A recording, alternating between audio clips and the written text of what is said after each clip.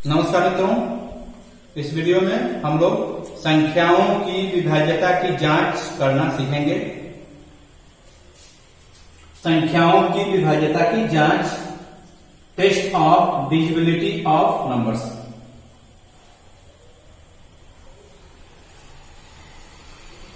कोई संख्या किसी दूसरी संख्या से विभाज्य होती है यदि उस संख्या में दूसरी संख्या से भाग दिया जाए तो शेषफल शून्य आ जाए। एक संख्या दूसरी संख्या से विभाज्य कही जाती है अगर उस संख्या में दूसरी संख्या से भाग देने पर शेषफल 0 आ जाए। जब किसी संख्या में किसी दूसरी संख्या से भाग देने पर शेषफल शून्य आ जाए तो पहली संख्या दूसरी संख्या से विभाज्य कही जाती है। आइए एक उदाहरण पर विचार करते हैं। 12 संख्याओं 1 से 2 से 3 से 12 1 से 2 से 3 से 4 से 6 से एवं 12 से विभाज्य है। कहने का मतलब यह हुआ कि 1 से 12 में भाग देंगे तो शेषफल शून्य आएगा। 2 से 12 में भाग देंगे तभी शेषफल शून्य आएगा। 3 में 12 से भाग देंगे तभी शेषफल शून्य आएगा। 4 से 12 में भाग देंगे तभी शेषफल शून्य आएगा। 6 से 12 में भाग देंगे तभी शेषफल शून्य आएगा और 12 में 12 से भाग देंगे तभी शेषफल शून्य आएगा। आइए देखते हैं। 1 से 12 में भाग दें,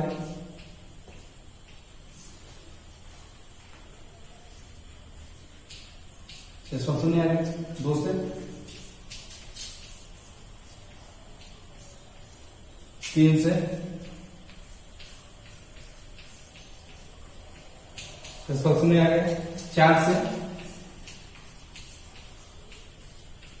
शेषफल शून्य आएगा। 6 से शेषफल शून्य आएगा। 12 में 12 से शेषफल शून्य आएगा। तो यहां 12 में 1 से भाग दिया गया तो शेषफल शून्य आया। 12 में 2 से भाग दिया गया तभी शेषफल शून्य आया। 12 में 3 से भाग दिया गया तभी शेषफल शून्य। 4 से भाग दिया गया 12 में तभी शेषफल शून्य। 6 से भाग दिया गया 12 में तभी शेषफल शून्य और 12 से 12 में भाग दिया गया तभी शेषफल शून्य। अर्थात 1 2 3 4 6 और 12 क्या हुए?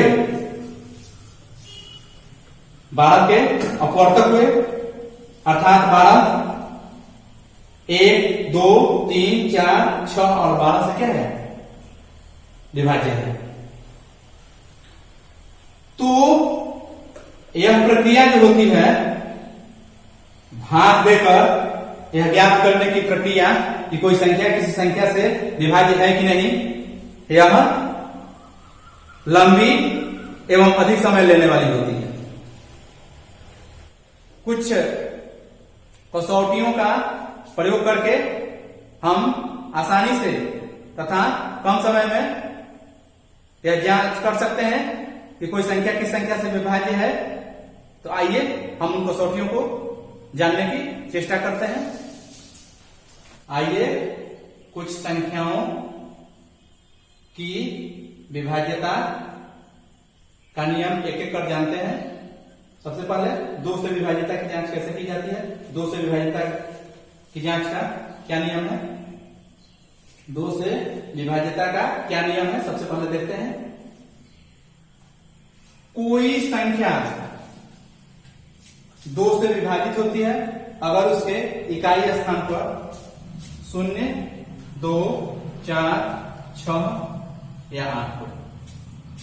अगर किसी संख्या के इकाई स्थान पर 0 2 4 6 या 8 हो तो वह संख्या 2 से विभाजित होती है। अर्थात संख्या के अंत में 0 2 4 6 या 8 हो वह संख्या 2 से विभाजित होती है। जैसे मान लीजिए पूछा जाए कि संख्या 2 से विभाज्य है तो इसके अंत में 5 है, इकाई स्थान पर 5 है, लेकिन क्या होना चाहिए 0, 2, 4, 6 या 8। यहाँ 5 है, अतः यह संख्या 2 से विभाजित नहीं होगी। अगर ऐसे हो और पूछा जाए कि संख्या 2 से विभाजित है कि नहीं, तो अंत में 8 है, तो अतः यह संख्या 2 से विभाजित है। तो कोई भी संख्या 2 से विभाजित है कि नहीं, यह बताने के लिए हम केवल उसके अंक को देखेंगे, अंतिम अंक को देखेंगे, इकाई के अंक को देखेंगे। अगर इकाई का अंक 0, 2, 4, 6 या 8 में से कोई एक है तो वह संख्या 2 से विभाजित है, अन्यथा नहीं है। 3 से विभाजित का क्या है? कोई संख्या 3 से पूर्णतः विभाजित होती है यदि उसके अंकों का योग 3 से विभाजित हो। हमने एक संख्या लिखी है 735।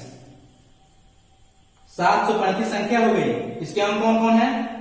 तो 7, 3 और 5। 5, 3, 7 इसके अंक हुए, तो अंकों को जोड़ेंगे। 7, 3, 10 और 5, 15। 7, 3, 10, 5, 15। तो संख्या के अंकों को जोड़ने पर 15 आया। 15 3 से विभाज्य है, अतः दी गई संख्या, प्रदत्त संख्या 3 से विभाज्य है। तो कोई संख्या 3 से विभाजित होती है कब? अगर उस संख्या के अंकों का योग 3 से विभाजित हो। संख्या के अंकों को जोड़ेंगे, अगर वह 3 से विभाज्य है तो संख्या 3 से विभाजित है, अन्यथा नहीं है।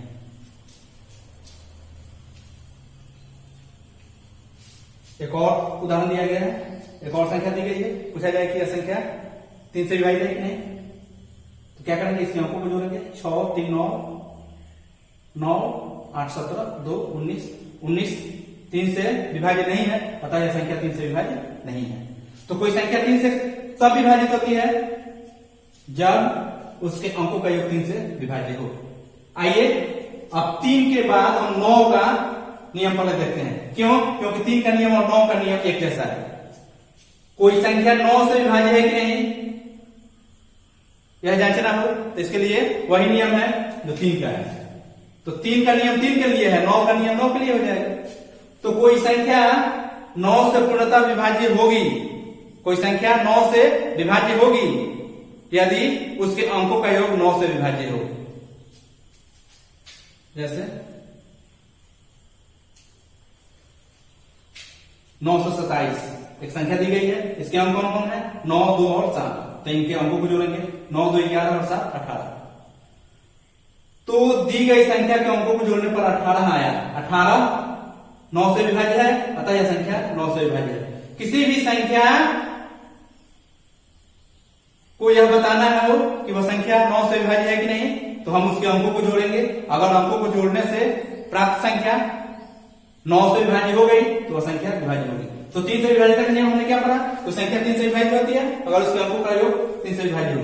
कोई संख्या 9 से विभाजित होती है अगर उसके अंकों का योग 9 से विभाज्य हो। आइए आगे देखते हैं 4 से विभाजितता की जांच।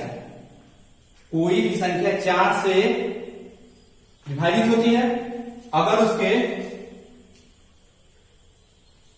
अंतिम 2 अंकों से बनी संख्या, दहाई और इकाई से बनी संख्या, अंतिम 2 अंकों से बनी संख्या 4 से विभाजित हो।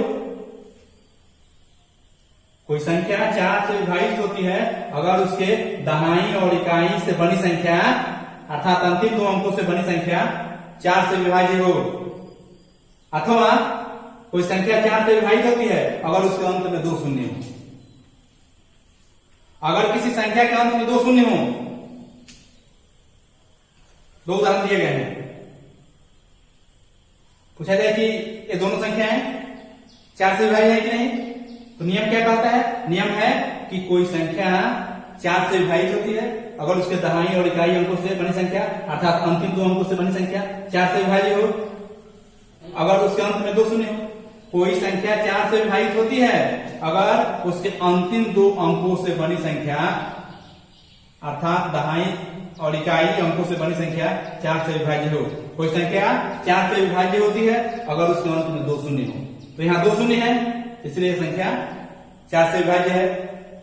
यहाँ अंतिम 2 अंकों से बनी संख्या 16 हुई, 16 4 से विभाज्य है, अतः यह संख्या 4 से विभाज्य है। तो 4 से विभाज्यता का नियम क्या होगा? कोई संख्या 4 से विभाजित होती है अगर उसके अंतिम दो अंकों से बड़ी संख्या 4 से विभाज्य हो या अंत में 2 शून्य हो। अब 8 का नियम देखते हैं। 8 का नियम इसी के जैसा है। 8 से विभाज्यता का नियम, कोई संख्या 8 से विभाजित होती है अगर उसके अंतिम 3 अंकों से बड़ी संख्या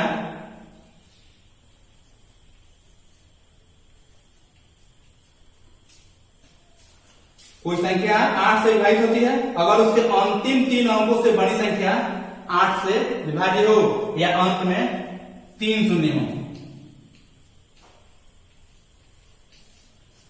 जिस संख्या के अंत में 3 जो शून्य हो वह भी 8 से विभाजित होती है और अंतिम 3 अंकों से बड़ी संख्या या 8 से 24 है या 8 से विभाज्य है, इसलिए क्या संख्या 8 से विभाज्य है।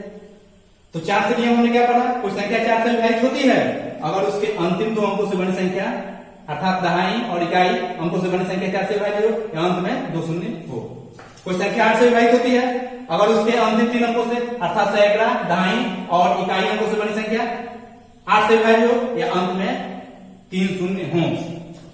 अब आइए 5 से विभाज्यता का नियम देखते हैं। 5 से विभाज्यता का नियम, कोई भी संख्या 5 से विभाजित होती है अगर उसके अंत में शून्य हो या 5 हो। कोई संख्या 5 से विभाजित होती है अगर उसके अंत में शून्य हो या 5 हो। अंत में देख लीजिए, अगर शून्य है, इस संख्या को पूछा जाए कि 5 से विभाज्य है तो हम कहेंगे कि नहीं, नहीं है। क्यों नहीं है? क्योंकि इसके अंत में न तो शून्य है और न ही 5 है। शून्य हो तभी विभाज्य होगी अथवा 5 हो तभी विभाज्य होगी। क्या संख्या 5 से विभाज्य होगी कि नहीं? तो कहेंगे कि होगी। क्यों? क्योंकि अंत में 5 है।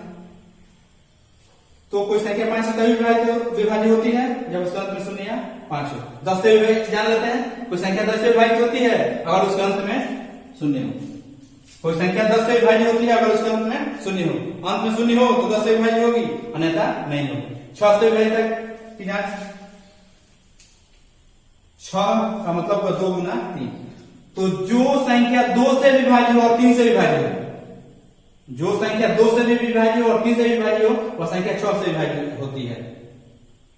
अर्थात जो संख्या 2 से विभाज्यता तथा 3 से विभाज्यता के नियम का पालन करे वह संख्या 6 से विभाज्य होती है। एक उदाहरण देखते हैं।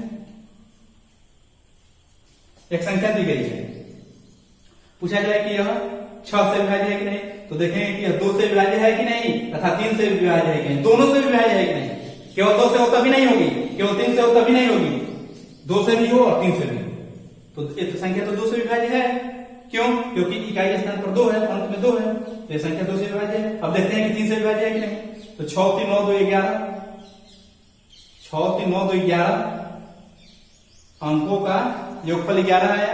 11 3 से विभाज्य नहीं है, इसलिए यह संख्या 6 से विभाज्य नहीं है। क्यों नहीं है? क्योंकि 2 से तो विभाज्य है लेकिन 3 से नहीं है। विभाज्य जब 2 से भी होगी और 3 से भी होगी तब जाकर 6 से विभाज्य होगी, अन्यथा नहीं होगी। एक और उदाहरण देखते हैं।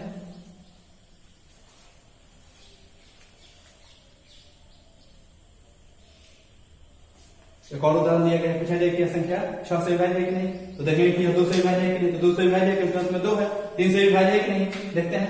3 1 4 2 6, 6 3 से विभाज्य है, तो यह संख्या 2 से विभाज्य और 3 से विभाज्य है, इसलिए यह 6 से विभाज्य होगी। तो 2 से, 3 से, 4 से, 5 से, 6 से, 8 से, 9 से, 10 से विभाज्यता की जांच हम सीख लिए। अब देखते हैं 7 से विभाज्यता की जांच कैसे की जाती है। एक उदाहरण हम लिखे हैं, एक संख्या लिखे हैं 364। दी गई संख्या 7 से विभाज्य है कि नहीं, इसकी जांच करने के लिए दी गई संख्या 7 से विभाज्य है कि नहीं, इसकी जांच करने के लिए इकाई स्थान का दोगुना करते हैं। इकाई स्थान पर क्या है? 4 है, 4 का दोगुना करेंगे। तो 4 का दोगुना करेंगे तो क्या होगा? 8 हो जाएगा। 4 का दोगुना करेंगे तो 8 हो जाएगा। तो इकाई स्थान का दोगुना किया और इसको हटा दिया तो संख्या क्या बच गई? 36। तो इकाई स्थान का दोगुना करके और बची हुई अंकों से प्राप्त संख्या में से इकाई के दोगुना को घटाते हैं। अगर घटाने पर प्राप्त संख्या अगर 7 से विभाज्य हो तो दी गई संख्या 7 से विभाज्य होती है, अन्यथा नहीं होती है। तो आइए देखते हैं। 28 प्राप्त होगा। 28 7 से विभाज्य है, अतः यह संख्या 7 से विभाज्य है। तो क्या नियम हुआ? कोई संख्या 7 से विभाज्य होती है अगर उसके इकाई स्थान का दोगुना करके बची हुई संख्या में से घटाने पर, अगर प्राप्त संख्या घटाने पर अगर प्राप्त संख्या 7 से विभाज्य हो तो दी गई संख्या 7 से विभाज्य होती है, अन्यथा नहीं होती है। एक और नियम है इसका।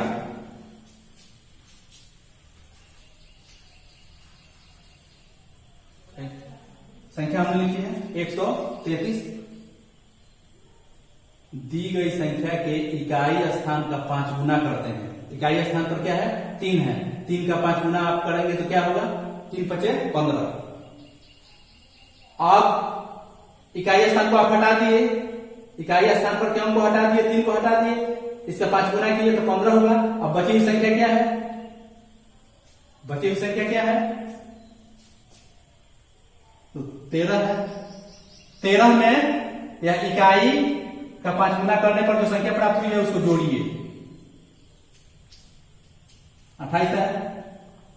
तो इकाई स्थान का 5 गुना करके, इकाई स्थान का 5 गुना करके बची हुई संख्या में जोड़ने पर प्राप्त संख्या अगर 7 से विभाज्य हो तो दी गई संख्या 7 से विभाज्य होगी। एक और नियम है इसका। कोई संख्या 7 से विभाज्य होती है अगर एक ही अंक की पुनरावृत्ति 6 बार हुई हो।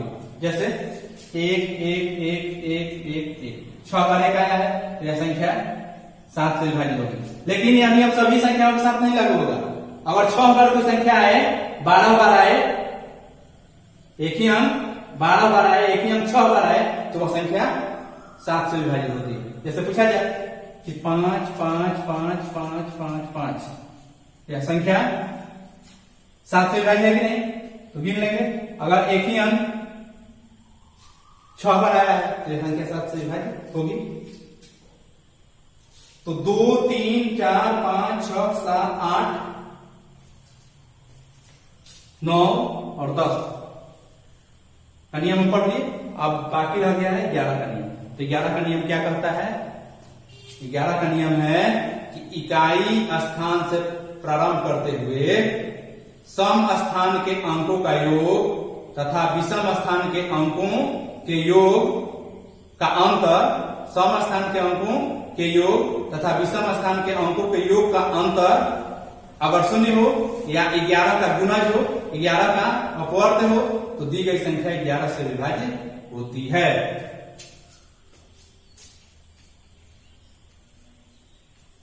हमने एक संख्या लिखी है 5676। 5676। अब पूछा जाए कि यह संख्या 11 से विभाजित है कि नहीं। तो यह 11 से विभाजित कब होगी? जब सम स्थान के अंकों का योग, इकाई स्थान से प्रारंभ करते हुए इधर से प्रारंभ करेंगे। सम स्थान में 2 4 6, 2 नंबर पर क्या है? 7 है, 4 नंबर पर क्या है? 5 है।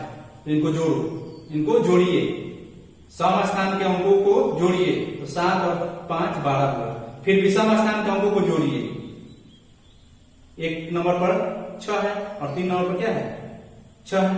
तो 6 6 12, ये भी 12 आया। और उन दोनों का अंतर निकालिए, 12 घटा 12 0 आया।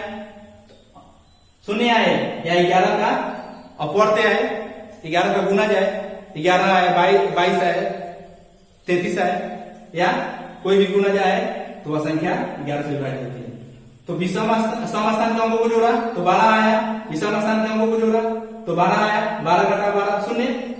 तो सम स्थान के अंकों का योग और विषम स्थान के अंकों के योग का अंतर 0 हो या 11 का गुणज हो तो दी गई संख्या 11 से विभाजित होती है। तो अतः यह संख्या 11 से क्या होगी? विभाजित होगी। तो आइए एक नजर में सबको देख लेते हैं। 2 से विभाजित का नियम। कोई संख्या 2 से विभाजित होती है अगर उसके इकाई स्थान पर 0 2 4 6 या 8 हो। कोई संख्या 3 से विभाजित होती है अगर उसके अंकों का योग 3 से विभाज्य हो। कोई संख्या 4 से विभाज्य होती है अगर उसके अंतिम दो अंकों से बनी संख्या अर्थात दहाई और इकाई अंकों से बनी संख्या 4 से विभाज्य हो या जिस संख्या के अंत में 2 शून्य हो वो संख्या 4 से विभाज्य होती है। 5 से विभाज्यता का नियम, जिस संख्या के अंत में 0 हो या 5 हो वो संख्या 5 से विभाज्य होती है। 6 से विभाज्यता की जांच, जो संख्या 2 और 3 दोनों से विभाज्य हो वह संख्या 6 से विभाज्य होती है। 7 से विभाज्यता की जांच, कोई संख्या 7 से विभाज्य होती है, कोई संख्या 7 से विभाज्य होती है अगर उसके इकाई स्थान के अंक का 2 गुना करने पर प्राप्त संख्या और बची हुई संख्या को घटाने पर 364 है और इकाई के स्थान पर क्या है 4 है, इसका 2 गुना किया तो 8 हो गया, तो 364 है और इकाई स्थान पर 4 है, 4 का 2 गुना किया तो 8 और बची हुई संख्या क्या है 36, 36 में से 8 को घटाया तो कितना आया 28 है, 28 7 से विभाज्य है इसलिए संख्या 7 से विभाज्य। 8 से विभाज्यता की जांच, कोई संख्या 8 से विभाज्य होती है अगर उसके सैकड़ा दहाई और इकाई अर्थात अंतिम 3 अंकों से बनी संख्या 8 से विभाज्य हो या अंत में 3 शून्य हो। 9 से विभाज्यता का नियम, कोई संख्या 9 से विभाज्य होती है अगर उसके अंकों का योग 9 से विभाज्य हो। कोई संख्या 10 से पूर्णतः विभाजित होती है अगर उसके अंत में 0 हो। कोई संख्या 11 से विभाज्य होती है अगर उसके सम स्थान के अंकों का योग एवं विषम स्थान के अंकों के योग का अंतर 0 हो या 11 का अपवर्तक हो। तो इस तरह आप इन नियमों को बार बार रिवाइज कीजिए, इनकी जरूरत बार बार पड़ती है, इन नियमों की जरूरत बार बार पड़ती है। आइए अब इससे संबंधित कुछ और नियम देखते हैं। विभाज्यता के कुछ सामान्य गुण जानते हैं। एक संख्या किसी दूसरी संख्या से विभाज्य हो, एक संख्या किसी दूसरी संख्या से विभाज्य हो तो वह संख्या दूसरी संख्या के प्रत्येक गुणनखंड से अर्थात प्रत्येक अपवर्तक से विभाज्य होगी। आइए एक उदाहरण द्वारा समझने की कोशिश करते हैं, एक उदाहरण द्वारा इसे समझते हैं।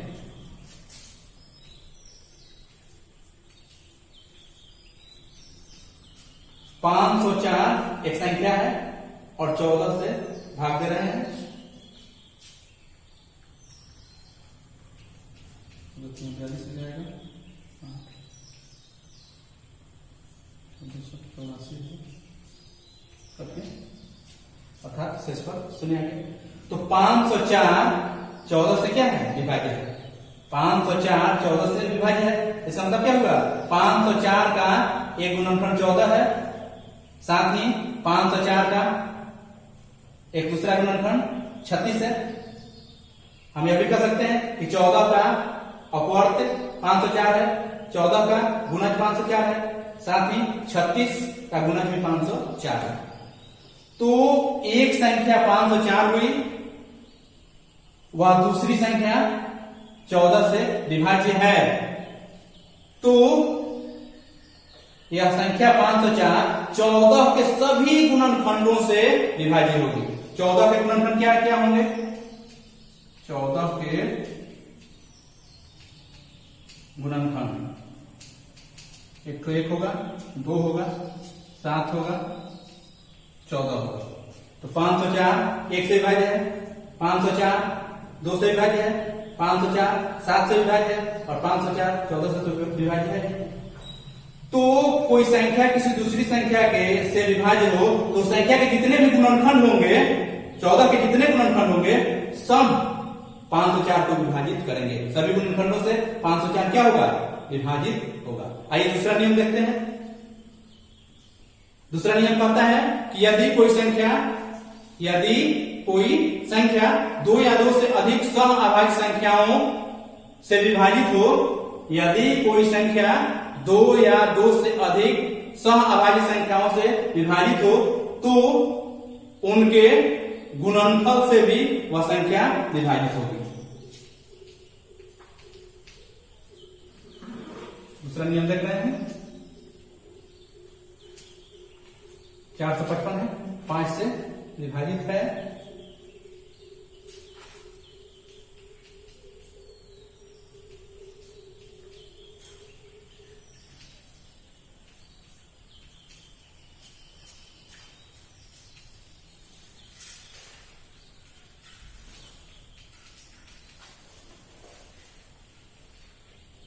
455 में भाग देना है 7 से।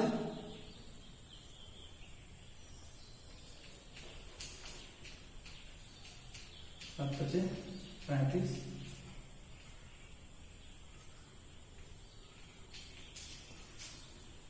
तो यहां दो सहभागी संख्याएं हैं, कौन कौन? 5 और 7। सहभागी संख्या के बारे में आप पिछली वीडियो में पढ़े हैं। दो संख्याएं सहभाज्य होती हैं अगर उनका मौसा एक हो, अर्थात अगर उनके अपवर्तकों में केवल एक ही शामिल हो, उनका उभयनिष्ठ अपवर्तक एक हो। तो 5 और 7 सहभाज्य संख्याएं हैं। दो सहभाज्य संख्याएं एक संख्या 455 को विभाजित कर रही है, तो इन दोनों सहभाज्य संख्याओं के गुणनफल से भी, अर्थात 7 × 35 से भी 455 विभाजित होगा। 5 और 7 दोनों सहभाज्य संख्याओं के गुणनफल से भी 455 क्या होगा? विभाजित होगा। आइए देखते हैं। 7 × 35 का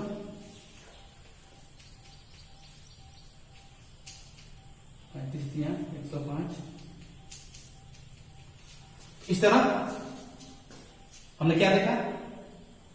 एक संख्या किसी दूसरी संख्या से विभाज्य हो तो उसके सभी गुणनखंडों से विभाजित होगी। दूसरा नियम हमने क्या देखा? कोई संख्या दो सहभाज्य संख्याओं से विभाज्य हो तो उनके गुणनफल से भी विभाज्य होती है। आइए तीसरा नियम देखते हैं। एक संख्या लिखा है हमने 323। 323 देख रहे हैं एक संख्या से विभाज्य है कि नहीं?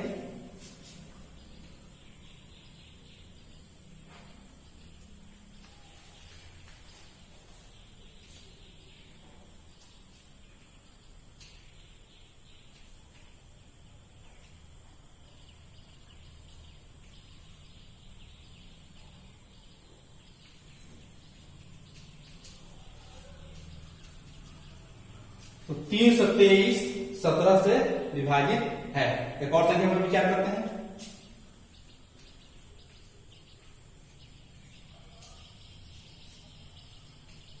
सत्रह दूनी 34 हो जाएगा।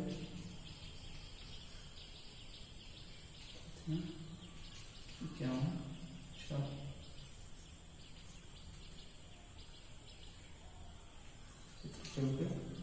68।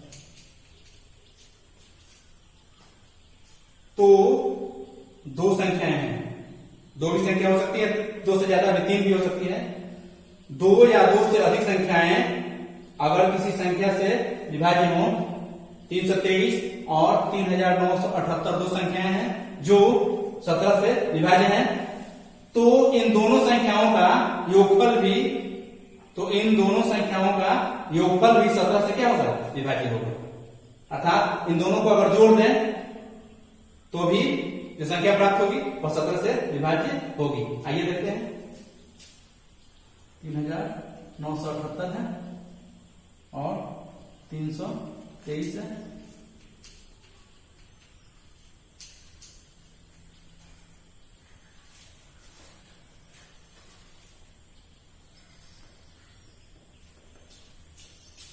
चार 4301।